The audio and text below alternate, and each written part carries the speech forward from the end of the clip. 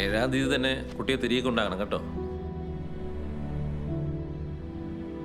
അമ്മാതിരി ആളുകളെങ്ങാനും ആണെങ്കിൽ നിനക്കെന്റെ സ്വഭാവം അറിയാലോ.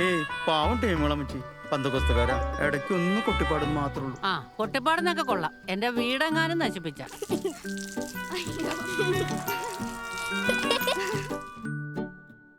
ഫേസ്ബുക്കിലുണ്ടാ? അമ്മമ്മ എന്തോ ശബ്ദം കേൾക്കുന്നു. ശബ്ദമോ?